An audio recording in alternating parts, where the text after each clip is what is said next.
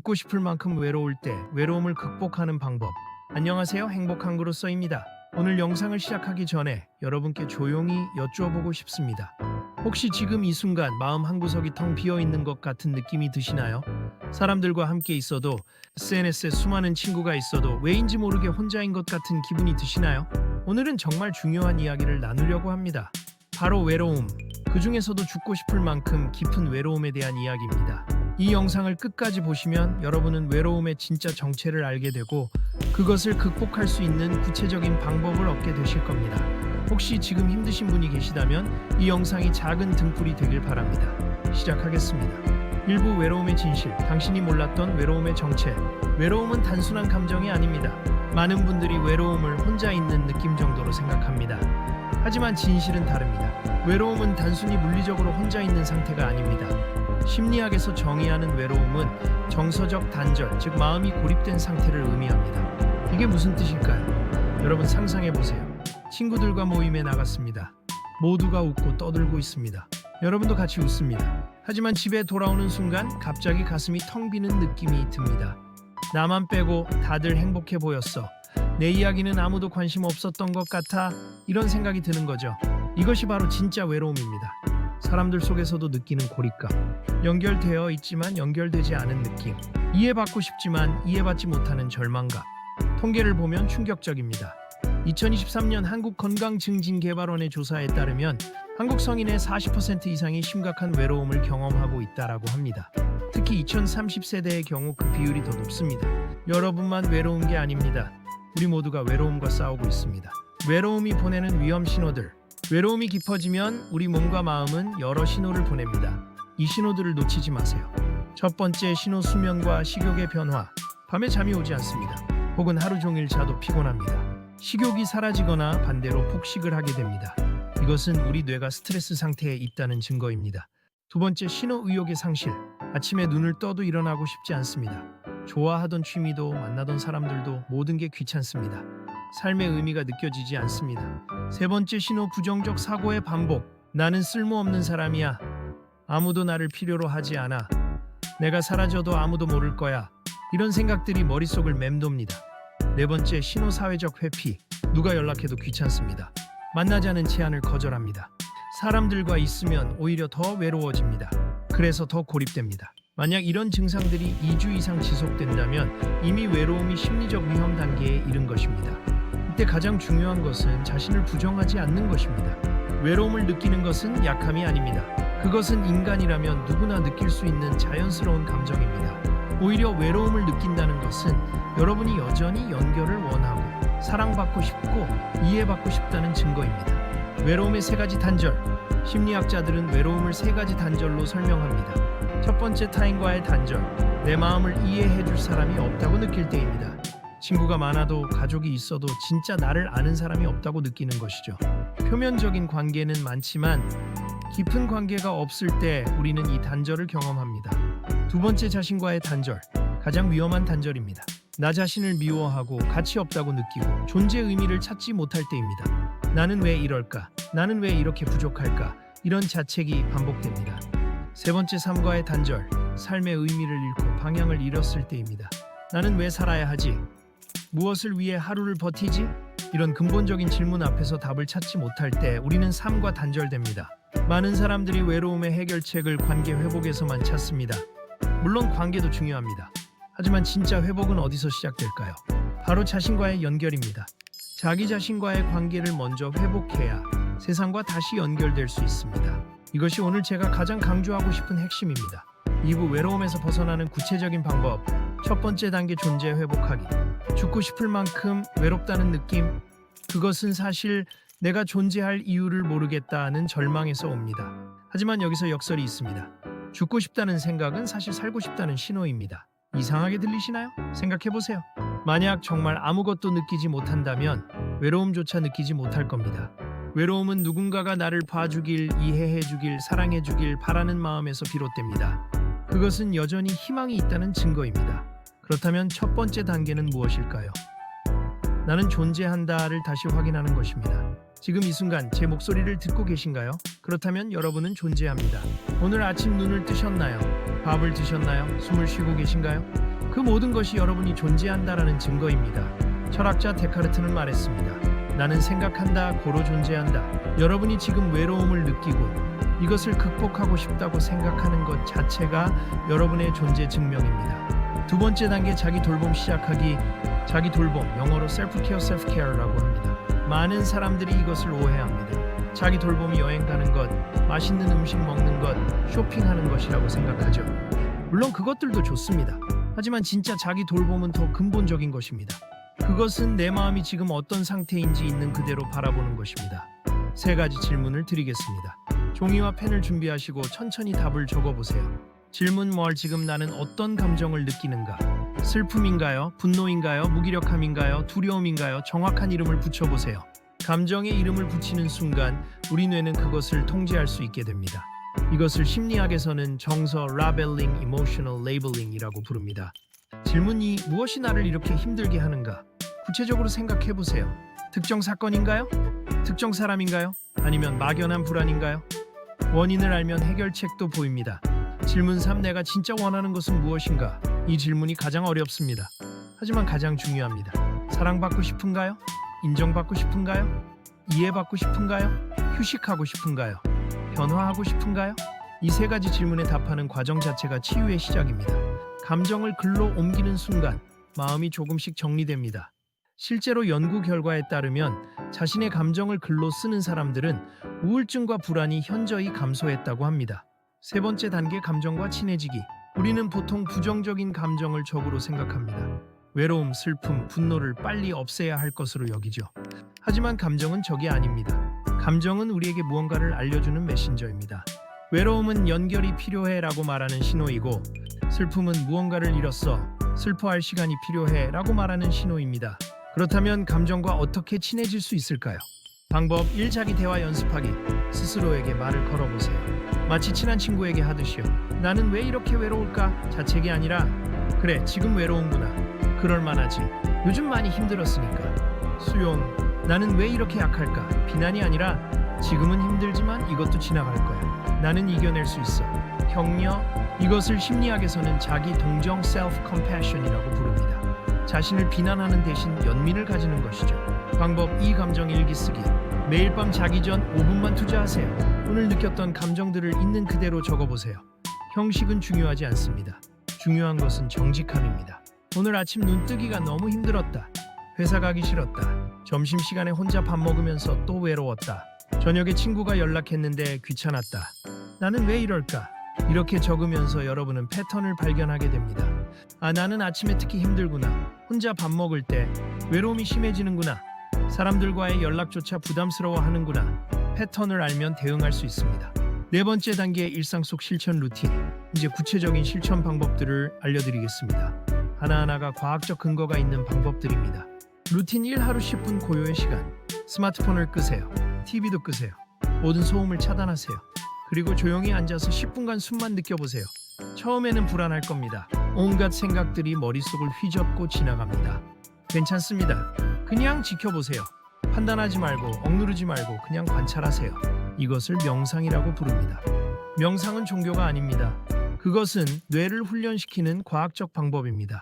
실제로 뇌과학 연구에 따르면 명상은 불안을 담당하는 편도체의 활동을 줄이고 집중력을 담당하는 전두엽 피지를 강화시킵니다. 루틴 2. 하루 일줄 감사일기. 매일 자기 전에 오늘 감사한 일 하나만 적어보세요.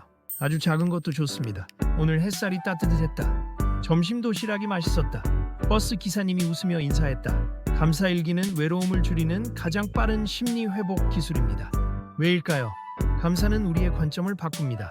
없는 것에서 있는 것으로, 결핍에서 충만으로 시선을 이동시킵니다. 연구 결과 감사일기를 3주 동안 쓴 사람들은 우울감이 평균 25% 감소했고 삶의 만족도가 10% 증가했습니다. 루틴 3. 하루 1번 타인에게 마음 표현하기. 누군가에게 짧은 메시지를 보내세요. 잘 지내? 오늘 하루 어땠어? 고마워. 생각났어. 작은 메시지 하나가 마음의 벽을 허물고 세상과 연결시킵니다. 처음에는 어색할 수 있습니다. 상대방이 어떻게 반응할지 두려울 수 있습니다. 하지만 시도해보세요. 대부분의 사람들은 여러분의 연락을 기쁘게 받아들일 것입니다. 루틴 4. 규칙적인 신체 활동. 운동이라고 하면 부담스러울 수 있죠. 헬스장 갈 필요 없습니다. 매일 같은 시간에 30분만 걸어보세요. 운동은 단순히 몸을 건강하게 만드는 것이 아닙니다. 운동은 뇌에서 세로토닌과 엔도르핀을 분비시킵니다. 이것들은 행복 호르몬이라고 불립니다. 실제로 우울증 치료에서 운동은 약물 치료만큼 효과적이라는 연구 결과가 있습니다. 걷는 동안 주변을 관찰해 보세요. 나무를 보세요. 하늘을 보세요. 사람들을 보세요. 이것만으로도 외로움이 줄어듭니다. 5번째 단계, 외로움을 나눔으로 바꾸기. 역설적이지만 외로움을 이기는 가장 강력한 방법은 다른 사람을 돕는 것입니다. 외로움은 나만 바라볼 때 커집니다. 내 아픔, 내 결핍, 내 외로움에만 집중하면 그것은 점점 거대해집니다. 하지만 그 시선을 누군가를 위한 마음으로 돌리면 외로움은 약해집니다. 작은 것부터 시작하세요. 편의점 직원에게 수고하세요라고 말하기, 지하철에서 노약자에게 자리 양보하기, 온라인 커뮤니티에서 힘들어하는 사람에게 위로의 댓글 달기, 동물 보호소에서 봉사하기, 독거노인을 위한 도시락 만들기. 이런 작은 행동들이 내가 필요한 존재라는 감각을 되살립니다. 나도 누군가에게 도움이 될 수 있구나, 내 존재가 의미 있구나 라는 깨달음이 외로움을 치유합니다. 심리학에서는 이것을 이타적 행복 helpers high이라고 부릅니다. 남을 돕는 행위가 우리 자신을 행복하게 만든다는 것이죠. 3부 과학과 사례로 본 외로움 극복, 뇌과학으로 본 외로움. 외로움은 단순한 마음의 문제가 아닙니다. 그것은 뇌가 실제로 경험하는 고통입니다. UCLA의 신경과학자 나오미 아이젠버거 교수의 연구를 보면 사회적 거절을 당했을 때 활성화되는 뇌 영역이 신체적 통증을 느낄 때 활성화되는 영역과 동일하다고 합니다. 즉, 외로움은 마음이 아픈 것이 아니라 실제로 뇌가 아픈 것입니다. 그렇다면 뇌를 어떻게 치유할 수 있을까요? 답은 반복적인 연결 훈련입니다. 매일 같은 시간에 산책하세요. 같은 카페에서 커피를 마시세요. 같은 서점을 방문하세요. 이웃에게 인사하세요. 단골 가게 주인과 가벼운 대화를 나누세요. 이 반복된 행동이 뇌에 안전 신호를 보냅니다. 세상은 위협적이지 않아. 사람들은 적이 아니야. 나는 이곳에 속해 있어. 이런 신호들이 쌓이면 뇌는 서서히 외로움에서 벗어납니다. 외로움을 극복한 사람들의 이야기. 이야기 1. 30대 직장인 김민수 씨. 민수 씨는 2년 전 극심한 외로움으로 상담센터를 찾았습니다. 친구도 많고 좋은 직장도 다니지만 매일 밤 혼자 누워있으면 죽고 싶다는 생각이 들었다고 합니다. 상담사는 그에게 하나의 과제를 주었습니다. 매주 토요일 오전 동네 도서관에서 어린이들에게 책을 읽어주는 봉사를 해보세요. 처음에는 귀찮았지만 시작했습니다. 아이들이 자신의 목소리에 귀 기울이고 웃고 질문하는 모습을 보면서 변화가 시작되었습니다. 내가 누군가에게 필요한 사람이구나라는 깨달음이었죠. 1년이 지난 지금 민수 씨는 여전히 매주 토요일 도서관에 갑니다. 외로움은 완전히 사라지지 않았지만 이제는 그것을 다룰 수 있게 되었다고 합니다. 이야기 2. 위대한 인물들의 고독. 헬렌 켈러는 보지도 듣지도 말하지도 못하는 삼중고 속에서 세상과 완전히 단절되었습니다. 하지만 그녀는 고립 속에서도 세상을 마음으로 받고 수많은 사람들에게 희망을 전했습니다. 프리드리히 니체는 평생 고독 속에서 살았습니다. 친구도 적었고 사랑도 이루지 못했습니다. 하지만 그 고독 속에서 철학을 완성했고 고독한 자만이 진정으로 자유롭다고 말했습니다. 빈센트 반 고흐는 생전에 그림 한 점 제대로 팔지 못했고 극심한 외로움과 정신질환으로 고통받았습니다. 하지만 그 외로움 속에서 인류 역사상 가장 아름다운 작품들을 창조했습니다. 이들의 공통점은 무엇일까요? 외로움을 피하지 않았다는 것입니다. 그들은 외로움을 삶의 재료로 바꿨습니다. 고통을 예술로, 철학으로, 의미로 승화시켰습니다. 우리도 그럴 수 있습니다. 여러분의 외로움은 여러분만의 창조물을 만들 수 있는 원료입니다. 4부 위기 상황 대처법과 전문가 도움. 죽고 싶다는 생각이 들 때 여기서 잠시 정말 중요한 이야기를 하겠습니다. 만약 지금 죽고 싶다는 생각이 구체적으로 든다면, 예를 들어 방법까지 생각하고 있다면 이것은 응급 상황입니다. 죽고 싶다는 생각은 사실 지금 이 고통이 끝나길 바란다는 신호입니다. 삶을 끝내고 싶은 게 아니라 고통을 끝내고 싶은 겁니다. 이 차이가 정말 중요합니다. 지금 당장 도움을 요청하세요. 자살예방상담센터 1393 24시간 무료 상담, 정신건강상담 1577-0299, 청소년 상담 7388, 생명의 전화 청어 889191. 이 전화번호들을 지금 당장 여러분의 휴대폰에 저장하세요. 여러분을 위해서든 여러분 주변의 누군가를 위해서든요. 상담 전화를 거는 것이 부끄러운 일이 아닙니다. 그것은 용기 있는 행동입니다. 살고 싶다는 의지의 표현입니다. 전문가의 도움이 필요한 신호들. 다음과 같은 증상이 2주 이상 계속된다면 전문가의 도움을 받아야 합니다. 지속적인 우울감과 무기력, 심각한 불면증이나 과다수면, 식욕의 극심한 변화, 식욕 상실 또는 폭식, 일상생활 유지 불가 출근, 등교 기본적인 위생 관리 등 자해 충동이나 행동, 알코올이나 약물 남용, 반복적인 자살 생각, 이런 증상들이 있다면 정신건강의학과를 방문하거나 상담센터를 찾아가세요. 전문가의 도움은 약함의 표시가 아닙니다. 그것은 자신을 돌보는 현명한 선택입니다. 많은 분들이 정신과 방문을 두려워합니다. 내가 정신병자로 보이는 건 아닐까? 기록이 남으면 어쩌지? 이런 걱정들 때문이죠. 하지만 현실은 이렇습니다. 감기 걸리면 내과 가듯이 마음이 아프면 정신과 가는 것입니다. 미국, 유럽 등 선진국에서는 정신과 상담이 아주 일상적입니다. 한국도 빠르게 변하고 있습니다. 주변에 외로워하는 사람이 있다면 혹시 여러분 주변에 외로움으로 힘들어하는 사람이 있나요? 그렇다면 어떻게 도와줄 수 있을까요? 하지 말아야 할 말들. 너만 힘든 게 아니야. 비교와 무시. 긍정적으로 생각해. 감정 부정. 좀 참아봐. 공감 부족. 나도 그랬는데 괜찮았어. 경험 강요. 해야 할 말들. 많이 힘들었구나. 공감. 네가 그렇게 느끼는 게 당연해. 수용. 내가 옆에 있을게. 지지. 필요하면 언제든지 연락해. 안전망. 가장 중요한 것은 들어주는 것입니다. 조언하려고 하지 마세요. 해결하려고 하지 마세요.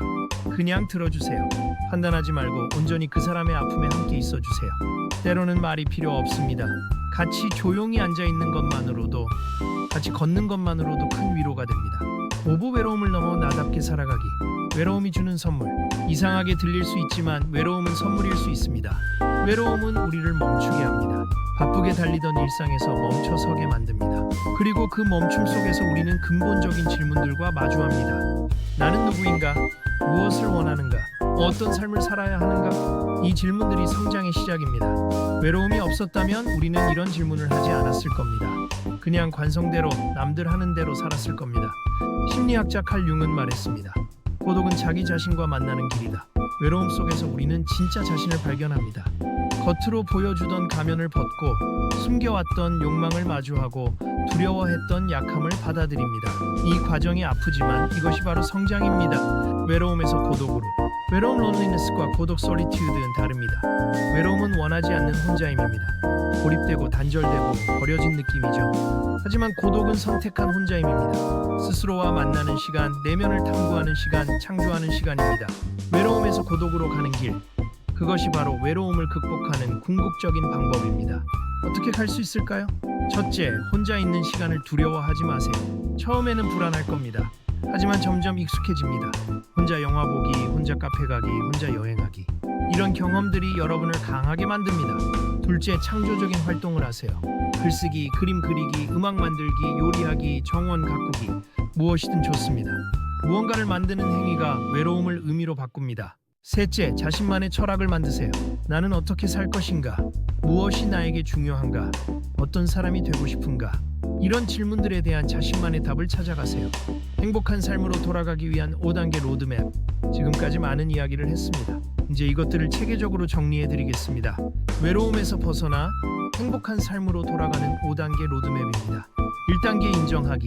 지금 나는 외롭다. 그리고 그것은 괜찮다. 외로움을 부정하지 마세요. 숨기지 마세요. 인정하는 것이 치유의 첫걸음입니다.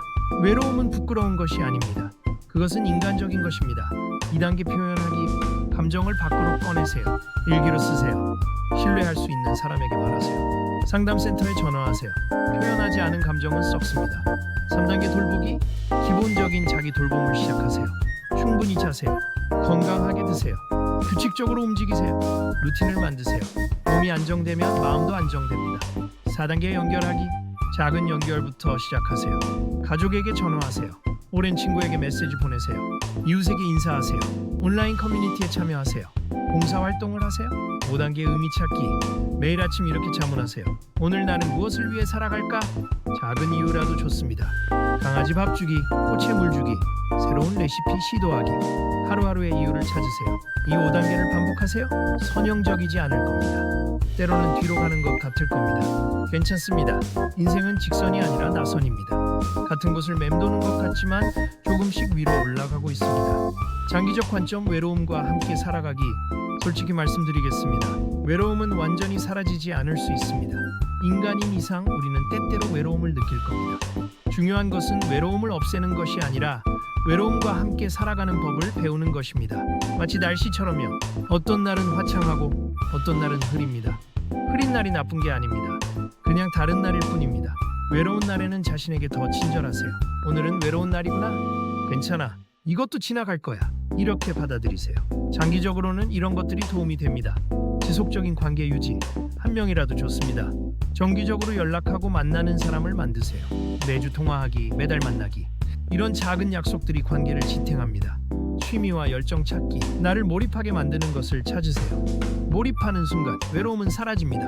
책 읽기, 등산하기, 악기 배우기, 언어 공부하기, 무엇이든 좋습니다.